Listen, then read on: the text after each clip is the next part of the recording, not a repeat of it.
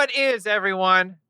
Welcome to the Nerd On Update, the weekly show where we talk about the stuff in the news that excites us and we answer the questions from you, the people. Since we don't I want to point out real quick, yes, this is not some illusion. We are back in studio. Stay tuned in the next couple weeks to see the full team here. But for now, since I'm already talking, Tom, why don't you tell us your news? Tom's always the victim of that. I am. And I think it's because I welcome adversary. I welcome competition in such a way. Yeah. No. I know he can handle it, so I toss it to him. Yeah. Like what Josh was saying. Thank you, Corey. We don't introduce the guest or the host. Who are you? Me? Me? You? So you know who it is. You know who I am. You know what I do. I know who I am. It's DC boy. So let's talk a quick second, because what I really want to talk about is kind of like the film industry as a whole. And very interesting things happened. And I didn't talk about them in weeks prior because they weren't really like big sweeping things. Such as did you know that Zack Snyder's Justice League did not get a worldwide release? And in China in particular, which tends to be like, here is the day one box or the weekend box office, and then there's China. It's always that kind of conversation of if a franchise film is successful. But this last week, starting on Monday, that passed by, Zack Snyder's Justice League premiered in China on their big streaming service called Migu. And on the first day, got 29 million watches. Damn! They actually released a number. Yeah. What a concept. This is on the heels of things like, I think Godzilla vs. Kong got 3.8 million views for the opening weekend on HBO Max. So Justice League got a lot. So yeah, Zack Snyder's Justice League got a lot. And now the current number is at 250 million watches. Now, this is a caveat. Wow. The caveat is this. The next superhero film that is in rank, so this is number one. The next one is Avengers Endgame at 240 million overall. Now, with Migu, the way that their play count works is every time you press pause and play, it counts as a view. So, do those numbers really accurately tell a story? I don't know. Interesting. So really, it's one guy just like possibly. So it does it tell a story? Who knows? But there's a number.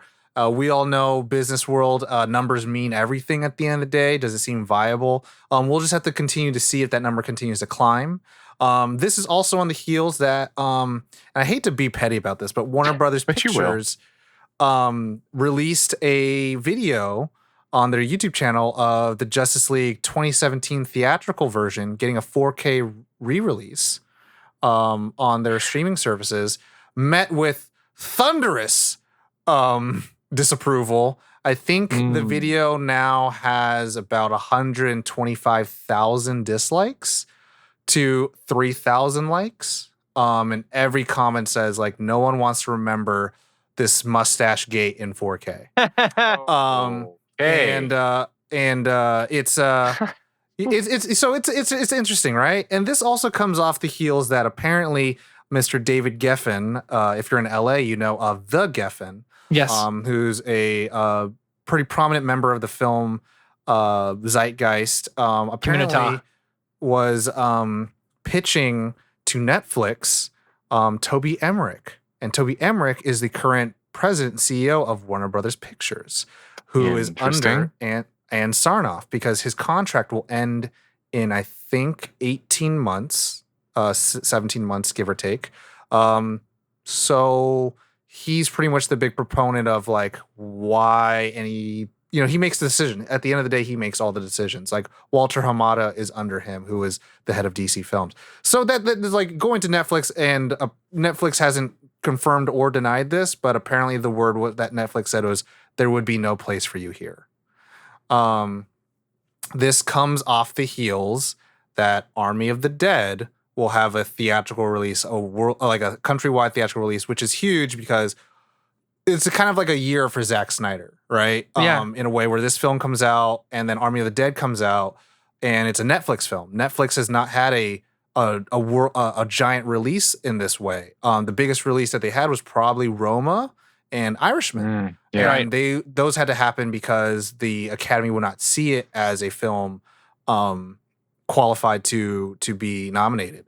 But with Army of the Dead, 600 theaters will have this film on May 13th. Interesting. So you can go watch it where it's safe and take your precautions, please. I'd rather have you hate people that I like and be healthy than otherwise.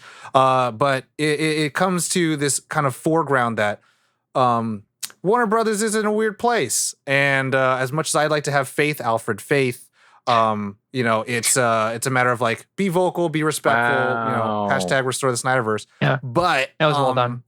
Thank you. At the end of the day, well done.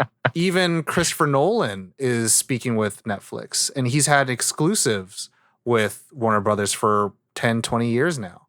And it's big shift in the sense of the quote unquote director-led studio, right? That moniker, that mantra, that reputation.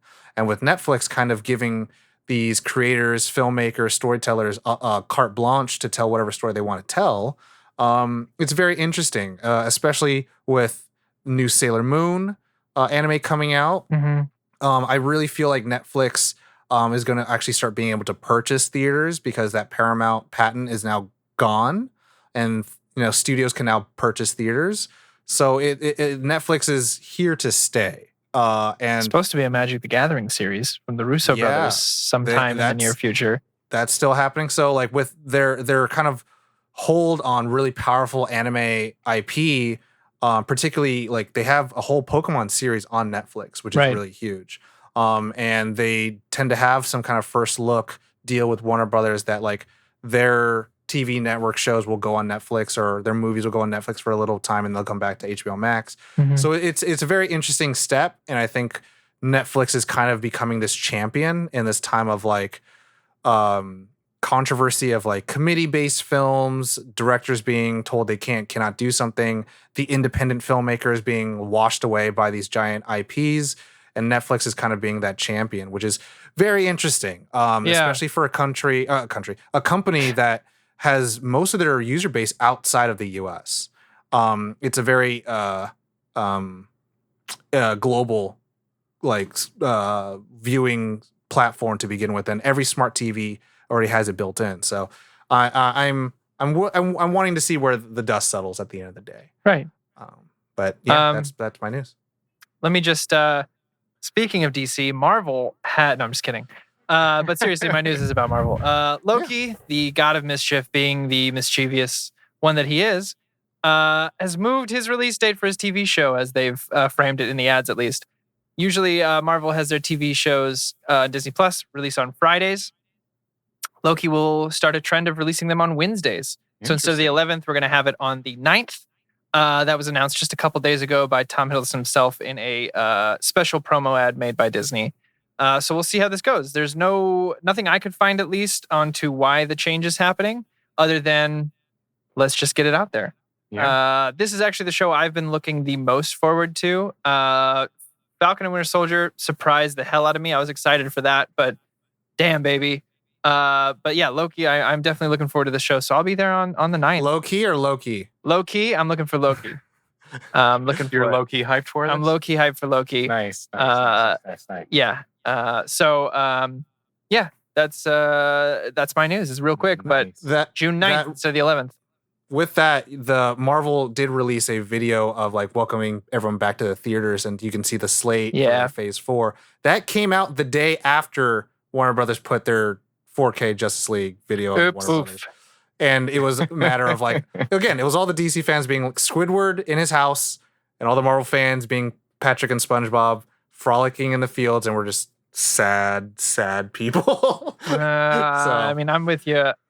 I'm on the restore the Snyderverse train. I think it's anyway, that's a whole nother conversation. We could have a whole episode about that, which maybe we will. I know. Yes. Joshua, take it away. Joshua, not Josh here. My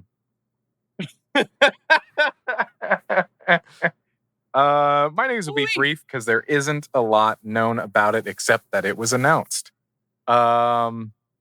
This week, Sony announced that they had partnered with Discord. Oh yeah. And Big they've time. also, I guess they've made a little bit of a financial involvement, one might say, as well. One might say that. One might say. There's no numbers released or anything like that. But I mean, I think over the past few months with my Fallout crew, we've been like, wouldn't it be cool if Discord was on PlayStation? Yeah, it would be really, really cool if it did. And just always doing the thing. And finally, they released it. And they haven't released it. I'm sorry. My brain is totally back and forth between the stream. Yeah, I can see that. Live show. Your mic got quiet. Yeah, it's a day. Do you want to fix that real quick? Sure. We're live. Like, that's part of the show, is that we're live. And I don't think Josh would be able to forget about it until it was fixed. So it's fine. Yeah, I mean, just wiping the dust off, baby. You know what I'm saying? Yeah, everything's warming up. It's like, it's like an old car. Sometimes you just got to give it some time to get everything running smoothly, get some oil on the wheels, all that kind of stuff. Do we sound better now? I think we do. Maybe I'm quiet too. I don't know. 12 minutes in. Hey, it's all good. We're doing a thing. So yeah, it's looking like it's going to come out later this year or early next year. Some people have speculated that this might be kind of the beginnings of what could be crossplay stuff later on. We don't know. Obviously, we don't know. There's really literally nothing to be known except for the announcement. It's hopeful for me.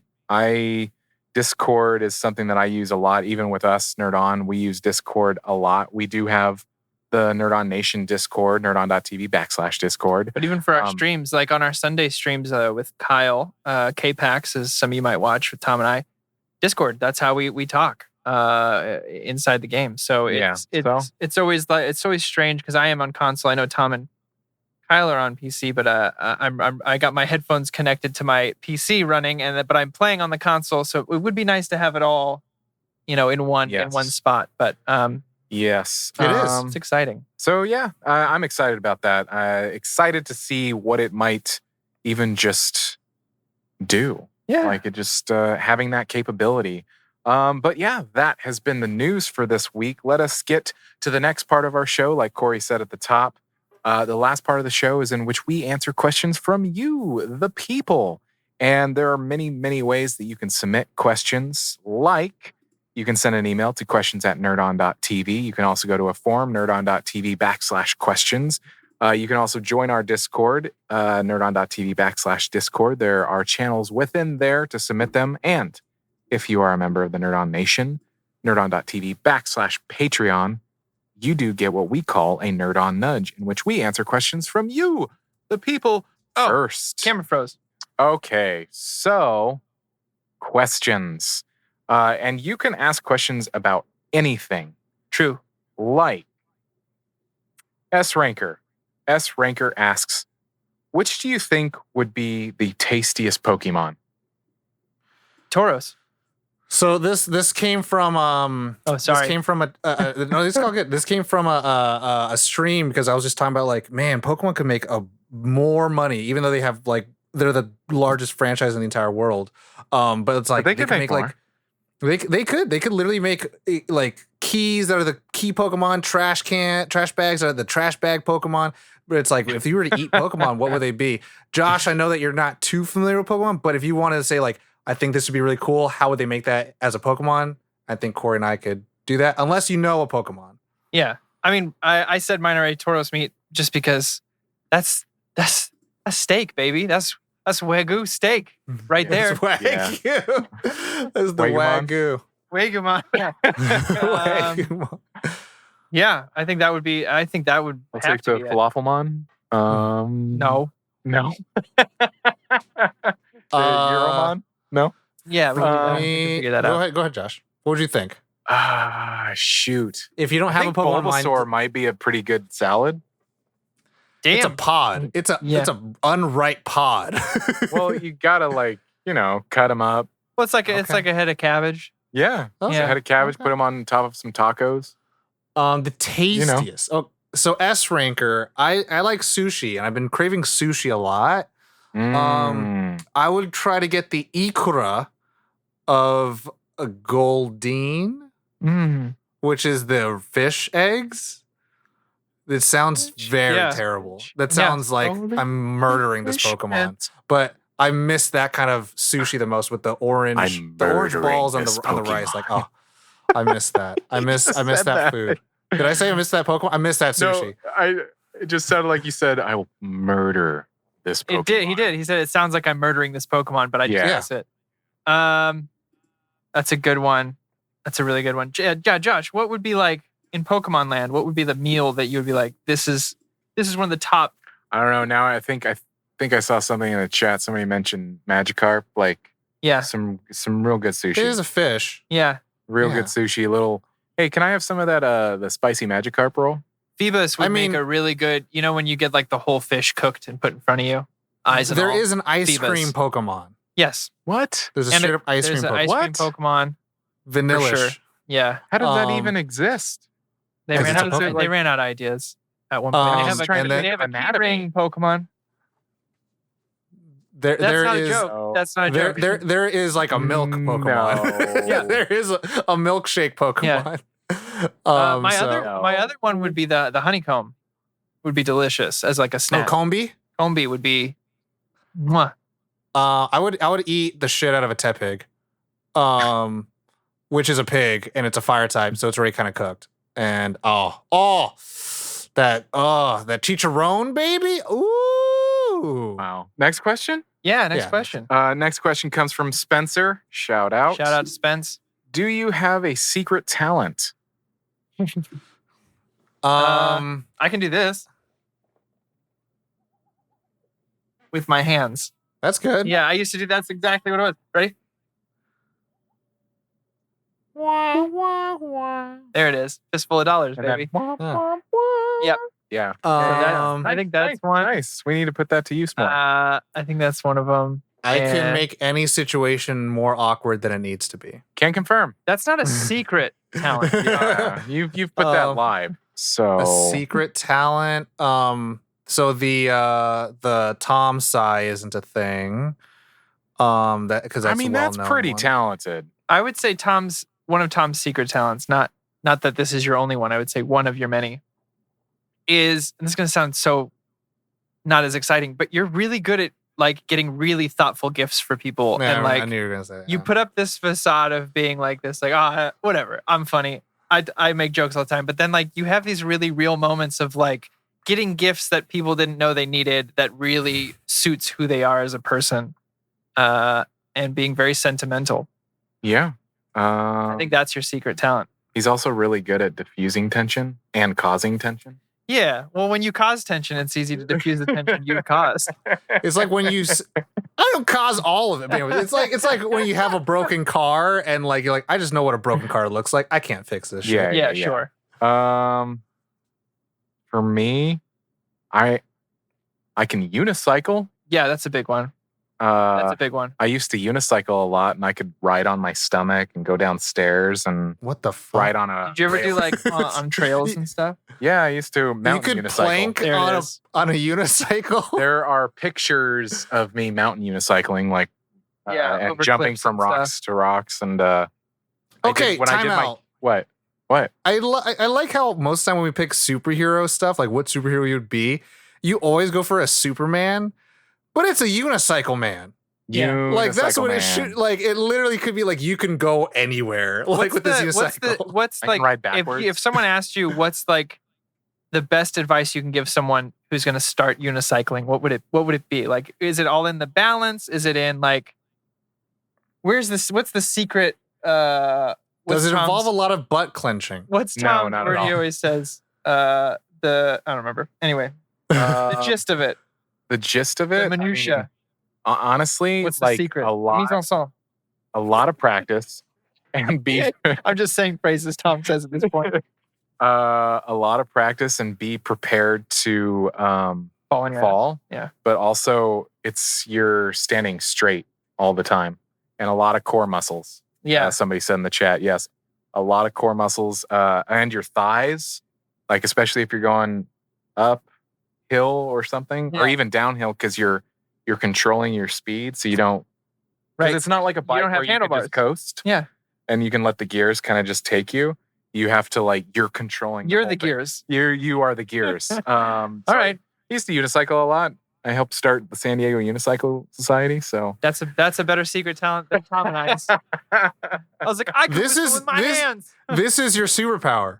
I don't care. You're no longer a Superman character base. Yeah. I miss having a unicycle. I was pretty good at it. Look at me go. Look at that go. Look at you go. Look at you go. I got this one too. Yeah. Yeah. Oh, you know what? That's my one hand clapping. That's Or all it's I me got. touching myself. It's you both. decide. Okay. Next What's question. the next question comes from Liam. What would you say is your favorite soundtrack from any game? I think we can all agree that Tony Hawk's Pro Skater 2 soundtrack is an elite tier soundtrack. Also, I was real gonna quick, say we Tony can't Hawk agree. Pro Skater 1, actually. real quick, shout out to Liam for the non-American favorite with the U involved. That's like the very proper. I see you. I know you how you spell. You probably say petrol, and you probably spell color with the U. You're very formal. I see you. I see you. Yeah, it's a good question. No, I was just gonna say that's a good question. Soundtrack, not score. Soundtrack is different. Ooh, I don't have an answer for that then. I mean, Tony Hawk's Pro Skater 1. It is. I mean, the one is really good. You have the Goldfinger's Superman, which is like just a stellar hit to this day. But if I had to pick, Tom, do you have one on off the top of your head? Nope. Because not a score. I was gonna say not Halo, a score. It's a soundtrack. but that's a score. That's not a soundtrack. That's still somebody in the chat. Grand Theft Auto Vice City. Oh. Vice City for sure. Oh yeah. That's such. I mean, you have all these '80s hits on the radio. You have like Michael Jackson's Billie Jean and stuff like that, and it's just you can listen to that radio station all day. Vice Fallout. City. There you go. That's yours. Fallout. Appalachia Radio. Yep. Can listen to some nice one. classic music. But I would say, my answer is Vice City. Theft Auto Vice City. What's the video game? It was like the Grand Theft Auto wannabe. It was like True Crime, Saints Streets Row. of LA. Oh no, I don't know. It was one of We got those, but it had the same thing where it had a radio station and you could play music off of that. And I was like, that was pretty baller. I mean, Tony Hawk is the answer.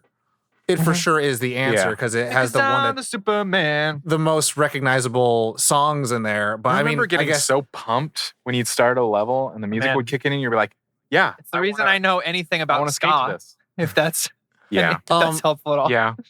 I think also, I mean, I guess if it's in the same vein, if it works, is Tony Hawk's Underground 2.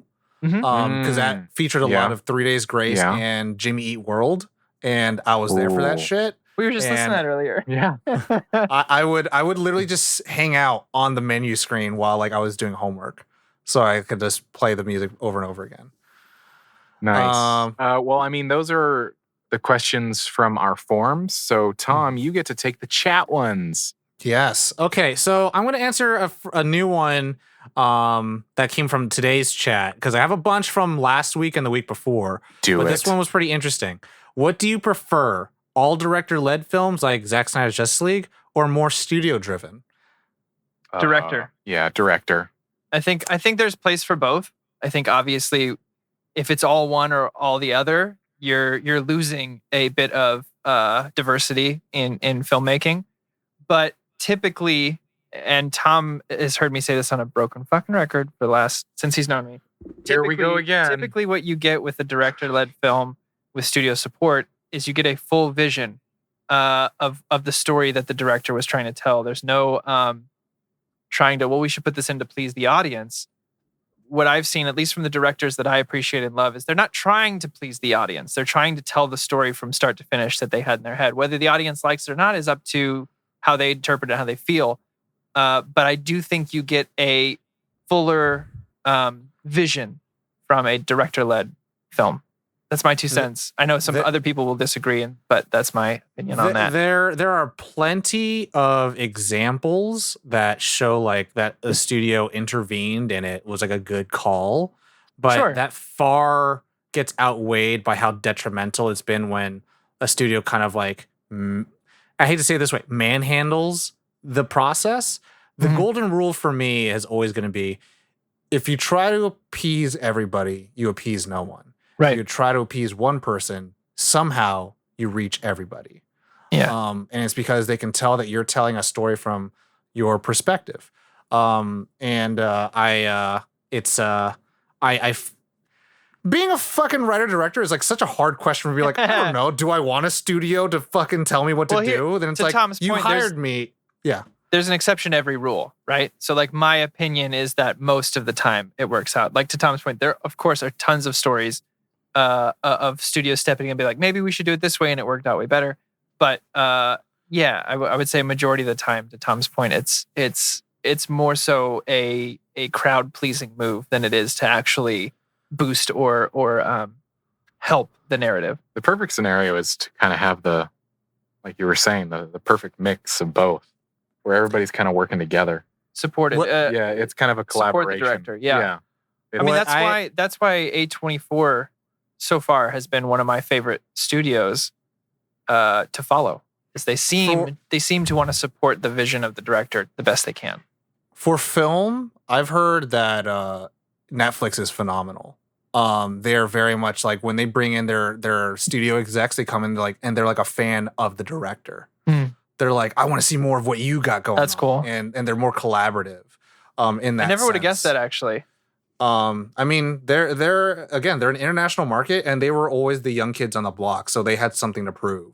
Where like a bunch of people were like, oh well, we're the family studio, we're the director-led studio, we're the prestigious film studio. So I do want to take a quick second and also acknowledge that Nate Hawk survived a tornado that hit his street just recently. Yeah. So, on this chat. Like just now. Barely missed us here. We're okay. Glad to hear you are okay. Yeah. Thanks for coming back. You didn't have to. But wow. Thank you, Loki Mitchell flex. Looney. Yeah, thank you, Mitchell Looney 99 for that question. Next question. Okay, this question has been given to me now twice. One time last week, and then also through a text. Okay. So this is from this is Burkhalter B. This is Burkhalter, and I had it, and then I erased it, and I don't know Go why. to your I text erased it. messages. I have am it right gonna here. Go to my text messages. Do you want me to read it, Tom? Yes, The second one? the first one. The first one. Oh, okay. Yeah. This question from Burkhalter V. Why do y'all ignore the royalty of nerddom, Star Trek? We don't. We do, and I get where the question comes from. Yes. We've had Riker on the show twice, Yes. but we have not discussed Star Trek as a When Shatner returns topic. my calls, let me know. But Yeah. I mean, I can answer from a personal standpoint, not from a company standpoint. Right. I mean, from a personal standpoint, I actually never grew up on Star Trek. My household was mainly focused, I say this loosely, focused on Star Wars. Sure. Not saying that there has to be an either or, but that's my world growing up was always Star Wars heavy. And I didn't have any, not even till recently, because I know Superman Durson from the Capeless Crusaders, he's huge into Star Trek. He did a bonus episode on our Patreon that was focusing on talking about Star Trek. So I think it's just, unfortunately, it escapes us. It's kind of like doing something like Doctor Who, where you're like, okay, where do we start? Where do you start? For me, I grew up on the original show, the original series. Mostly, it actually started when I was stayed home sick, and it was on reruns, and I ended up falling in love with it. And I was like a huge Spock fan, because who isn't? And that got me into the Next Generation for a bit. And I went and saw a few of the movies when I got a little older, and then I honestly fell off. Like, I haven't watched Next Generation from start to finish. Seen a lot of it. And I've seen enough to get into debates with people with the classic Kirk or Picard. It's Picard, by the way. And you okay? You just low key just like most people will agree with that.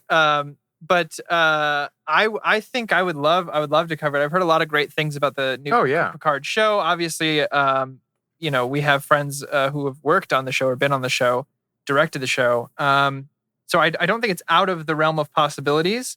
And I do think with the change that we've gone through since December as a company, I think these types of things will be more viable in the near future, covering small sections of series.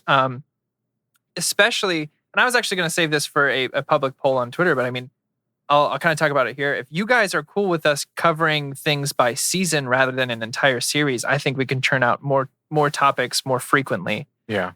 Instead of we're doing all of Dragon Ball. Yeah. I don't think it was ever going to be all of Dragon Ball. No. But like, let's say Next Generation, we're just going to do the first season of that, or the first 2 seasons or something like that. Or Arrested Development, we're going to do season 1. Then we'll do season 2 later on. At least for me, in anime, like it'd be like the first arc. I mean, real quick, just to like kind of discuss an overarching thing that I think we've briefly gone over in any one of our episodes is that when we choose topics, it's not just like hey, let's do this. Yeah. We sit down, we have a whole calendar, and we look through at the viability of doing a certain thing, a certain topic, whether it is a movie or a series. And we also have to balance the accessibility of something in terms of like even just for us to watch it. Yeah. And have the time to create, because the quality of content that we have in our minds that we think that our audience deserves time being put into it. Yeah. I mean, the other thing about that with the reason, if you'll notice, I mean, now we're pulling back the curtain here on the show, but the reason we cover a lot of films or miniseries is the fact that we wear so many hats behind the scenes of this show. I mean, we're not just the hosts, but I'm running social media, helping out with the video editing, running the Patreon, all that kind of stuff. Josh is editing, Tom is doing quality control. So like it's and then balancing, making sure we're taking the topics on top of that. Star Trek is something we have discussed covering before. But again, I think since our change up since December, I think it's going to be more of a possibility. Yeah. No, am I ignoring it per culture? Maybe because I never watched a full season in my life. It's kind of like, oh my God, Mandy Moore won't return my DMs. Like, she doesn't know you exist. I'm sorry. It's like, I can't be held accountable. She knows. I don't like, I've never interacted with it. And out of all the times I've been like peer pressured in a positive way to like watch something, no one's ever tried to like reach me with Star Trek. One person has, and that was a friend of mine, Sylvia, who loved the show. And it was Sylvia? Yeah. Is it Discovery with the female captain commander? Yeah. Or is that new generation plus next generation? I don't know. That one, she was like, try that one out. And I was like, sure. Interesting. Did I ever watch it? No. But Deep Space Nine. I think it's Deep Space Nine. But yeah, I would love, like, look, I have a bucket list. Let's get Anderson in here. Yeah. I have a bucket list that I want to do the entire Doctor Who series. I want to do all the Star Trek, and I want to do what else do I want to do that's like super in nerd lore, but I'm just like, I would do all of it. If I had the time. Yeah, right. But I think season at a time, I think that's doable. Yeah. Stay tuned for that. We'll get back to you on that. Yeah. Good question. Next question. Now this one I think is a joke question, but this comes from Talon of the Dragon. Tom, OnlyFans, when? No, I'm just kidding. My answer is this. When there's a demand, you'll see it happen. But until then, there's no demand. So of course it's not gonna happen. Yeah. But when there is a demand and I start seeing some upfront until it becomes more than only fan for Tom. It needs to have that plural there. Then we can move forward with that. Yeah. Until I see the demand. And then also like Yeah. Once I see the demand, then I'll see what happens. We'll see We'll what happens. explore the option. The gears Yeah. are going in his head. I can see it. No, Wow. Well- and the chat's egging him on. So, Yeah. Great. Great. Next question. Next um, question. Dusk Ninja Kenji, do you guys remember the old Flash animations, Dad's Home and Dad's at Work on Newgrounds? I love those animations so much, and I could see half my life as that. I haven't seen heard those. of this. I haven't No. seen Dad's, you have? no. this. No, I have not. Oh, Dad's Home animation. Oh, I've seen We're all looking these, it up. but We're I all have not. Googling it. I have not watched these. But Newgrounds was a place for me I really loved. Newgrounds, I think they had it on they had it on Newgrounds, and they also had it on YouTube. It was in that weird phase where like the Newgrounders were going to YouTube, but they had a thing called Mario Bros. Z. Yeah. And that was phenomenal, but also that's where I end up learning Shooting a baseball about. bat. Yeah, I ended up learning about Ego I Raptor. think mine was E-Bomb's World. E-Bombs World is a good one. End of the World. I End of the remember World. that. One of my favorite Newgrounds ones. There was actually two. One, someone did an animation for Maxwell's Silver Hammer by the Beatles. They did a flash animation to that. Was really good. And Banana Phone. Banana Phone was one of my favorite sketches ever. If you haven't seen the flash animation for Banana Phone, first of all, remember it was 2003. One of my favorites. But check that out. It's a great concept for a short, and I think it's brilliant. To this day, I still think it's a really good idea.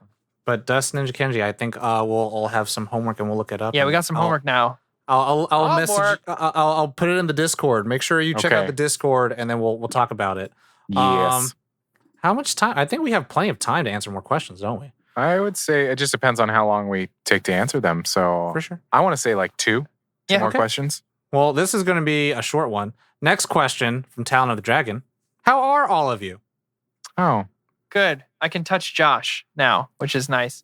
A little frustrated at all our equipment, giving us the hissy poo-poos.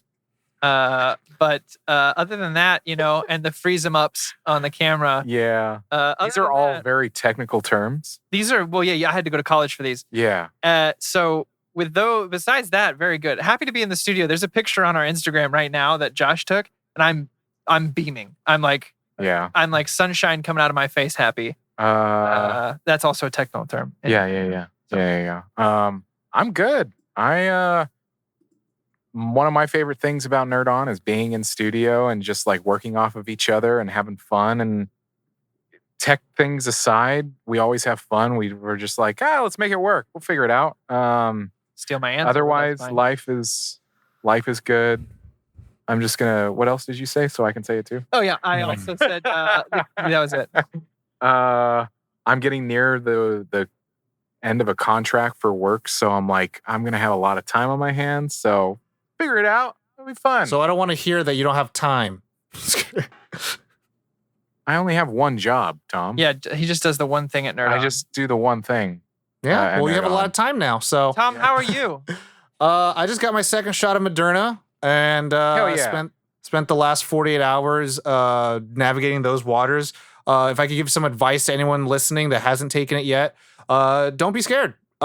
Embrace it and tell whoever your superiors are that you work for that like, hey, take me out for 24 hours. I got chills. I didn't get any body aches. The worst thing that really happened to me was I was really tired and I wanted to sleep all day. I drank a lot of yellow Gatorade. I end up actually getting up around the middle of the day to go to the store to get some more. And I just watched some anime, played some video games, and took it easy. Yeah, I would say this: if you are someone who used to get sick to some degree off of the flu vaccine, your flu shots, you'll probably get same thing here.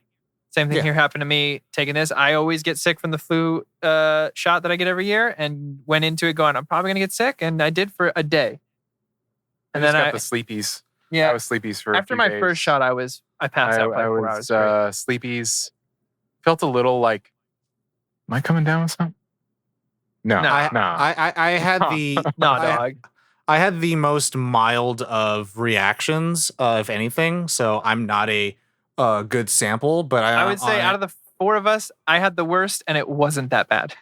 Yeah, and his is not supposed to have. He's supposed to have the least amount of Right. symptoms. My dad's the same way. He got the vaccine. He got super sick for one day, and then we just bounce back. We just get it all out now.